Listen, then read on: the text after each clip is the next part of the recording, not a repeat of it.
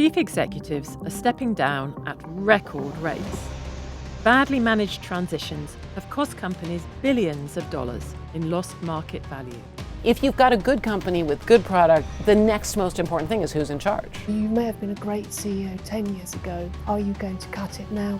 Businesses need stability, so why are so few putting plans in place? I'm Isabel Berwick.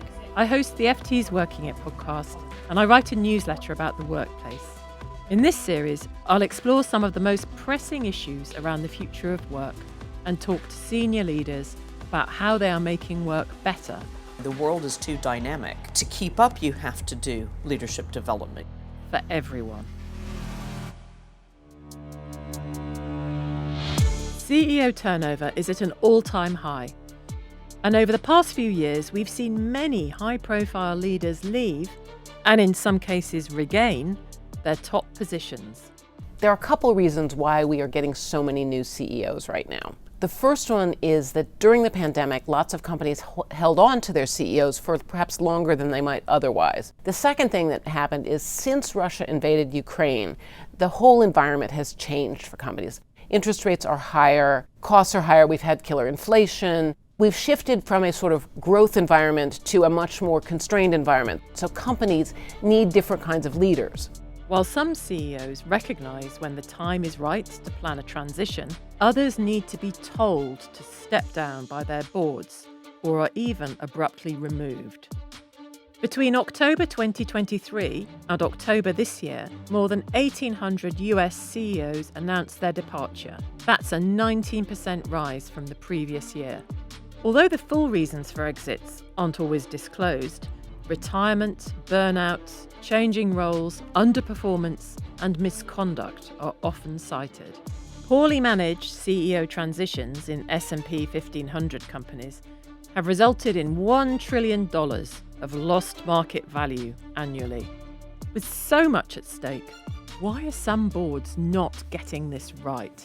To find out more about effective succession planning, I went to my alma mater, St Catherine's College, Oxford, which is itself undergoing a leadership transition, to meet Valerie Mocker, CEO of coaching firm Wing Women and an experienced board member and board advisor. I know that whenever I read surveys of boards, they always say CEO succession planning is one of the top priorities for us as a board. Do you think that actually happens in practice? On a personal level, you know that saving for retirement is important. That doesn't mean that you actually save enough for when you're going to retire. And in the same way as boards, we very easily get dragged into the day-to-day business of what it means to be a board member. So you meet and you discuss quarterly reports, but we certainly, as boards in general, don't spend enough time on succession planning. Succession planning is a hard thing to talk about. Essentially, you need to talk to your CEO or CEOs and to the executive team and say, so once you leave, who could take over your job? It's not an easy conversation. What's the attitude of CEOs themselves to succession planning? It is important that we have CEOs at the top who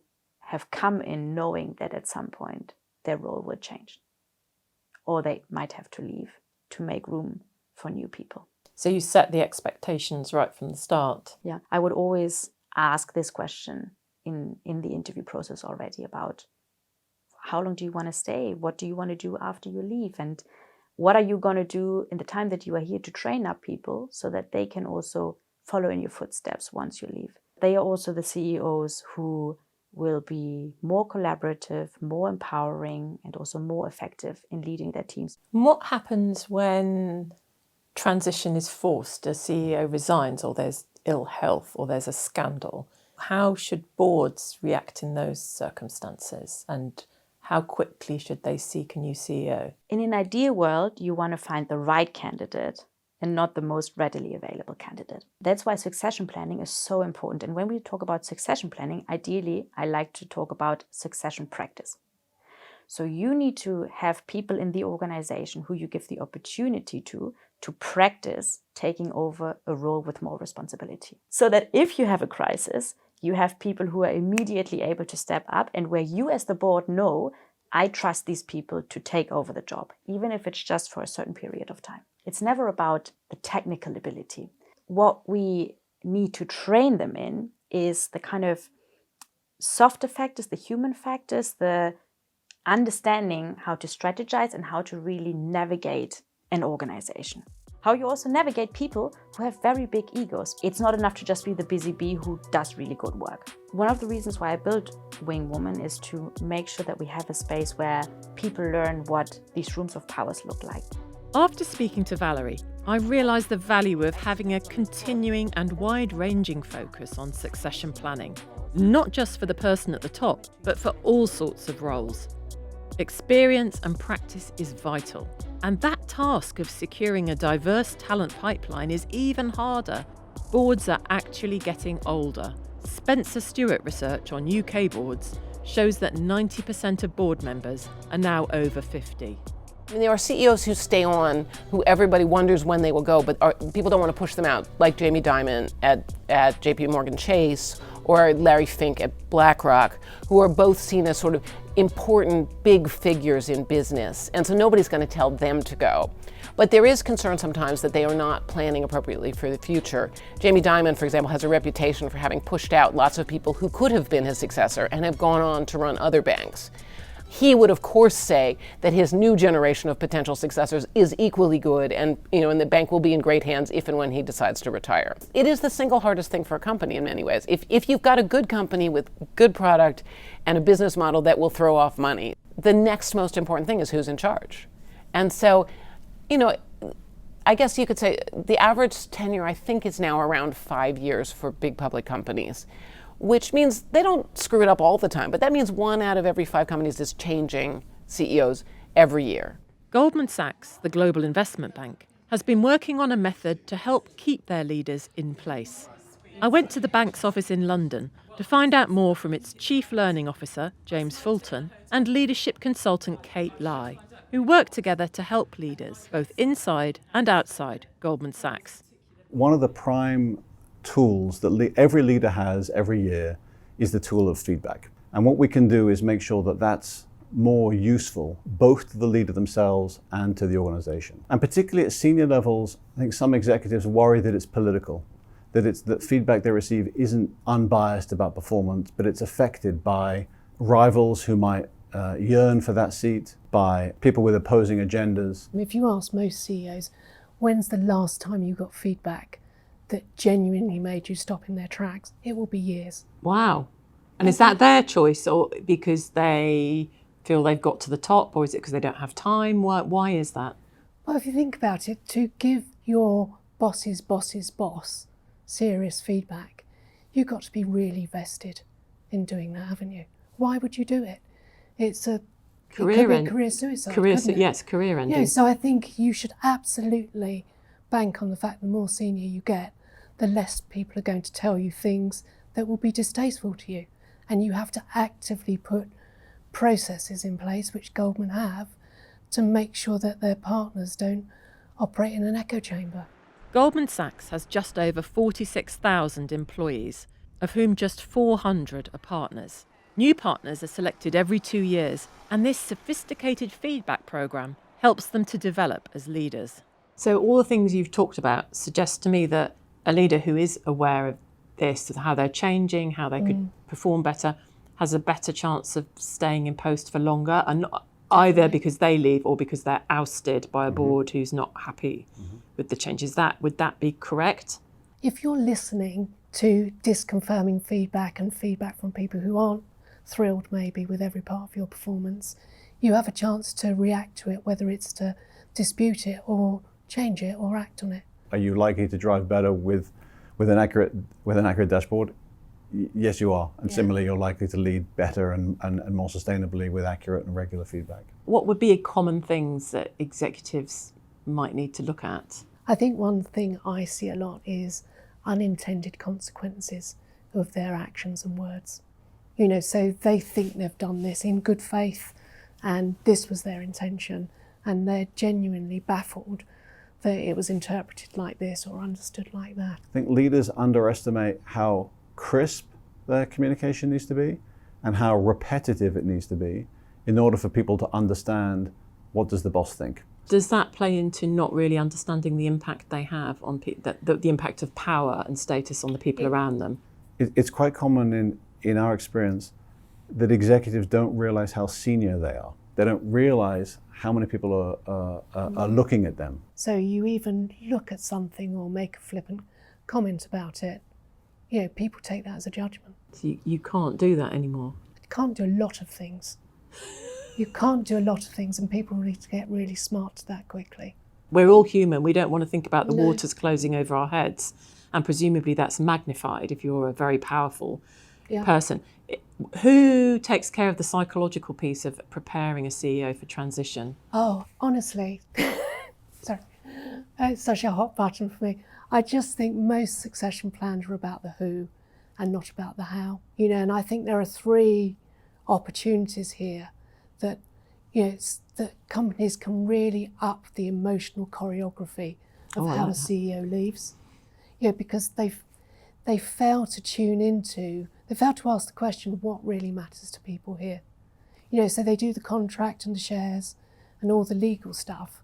And the reason I think you get so many sort of spanners in the work at the end is, people realise things that they've invested decades in are going to be trashed, and egos start acting out. I think often they are disenchanted, they're distracted, or they're trying to dominate it and say, I want my version of my legacy messages to prevail.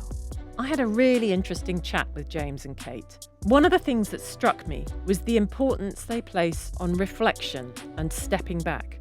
Often leaders don't get a chance to do this. They're so busy, but making time and space for regular talks with trusted people can bring long-term, incremental gains in the quality of their leadership and extend tenure. Just things go wrong. People get sick, people have trouble keeping their pants on, things happen. If you're a really great business, you probably do have 3 or 4 people who you think could fill some of the great roles. In fact, you ought to. If you're a properly run business with a good board, they should have that. If you replace a long-running CEO, as with most managers, the longer you do something, the things you are good at, you continue to do well. The things you are not so good at build up. And so by the time a long-standing CEO leaves, whatever it was that CEO was slightly less good at is going to have built up as a problem. And so that's the other thing, is the new CEO is going to have to deal with whatever didn't get dealt with before. CEOs are very well rewarded and have sky-high status, but it's lonely and hard at the top. And some people burn out or have hidden mental health issues. Those pressures are enough to dissuade many talented people from going for the top job. As a way to combat this, some major companies have adopted the co-CEOs model. This leadership structure creates equal heads of an organisation. The co-CEO model is a great one for bringing in fresh talent in the younger generation, because you can have a more seasoned CEO who maybe the board trusts with the experience he or she brings, and also if you have shareholders or certain stakeholders, they might not be as open to get someone younger in, or someone who is maybe different to the typical type, or who is outside of the industry. It makes it so much easier for you as a board, because especially when it comes to succession planning, you don't worry as much about a person leaving and your CEO leaving, because there's always a second person who can steer the ship and who can continue running the organization if, for whatever reason, one of the CEOs is deciding to leave. Having people to share the burden with and having a spread of expertise sounds like a great solution for increasing CEO tenure. So why aren't we seeing more partnerships at the top? Perhaps because power is intoxicating and it can be hard to let go and let someone else share your platform. And being a co-CEO is like any long-term partnership. It comes with built-in disagreement and friction. That's something that will need to be carefully managed if it's going to survive long-term. Whatever leadership structure is being used, getting succession right is important. When it comes to succession planning, overall, I think most companies are doing a better job than they would have 10, 15 years ago. They're putting time and energy into it. Not only what do we plan for the CEO, what do we do if our CFO gets recruited away and therefore is not there as a possible successor. So I think a properly run big public company at this point has spent quite a bit of time doing succession planning. They may not have done it well. And I also think that the ones where, it's a big personality in charge, particularly ones where the founders are still there, they're not as good at it, because it's very hard to turn around and say, Elon Musk, what's your succession plan? So I think succession planning is better than it once was. That doesn't mean some companies don't screw it up pretty badly. People get to the very top because they're single-minded and focused. Some of them are never going to leave without being told to go. I think there'll always be dramatic CEO exits, with all the anger and damage that can cause to the leader, to their team, and to the business. For boards, keeping your existing senior people in position and performing well for longer has to be the starting point for any succession plan.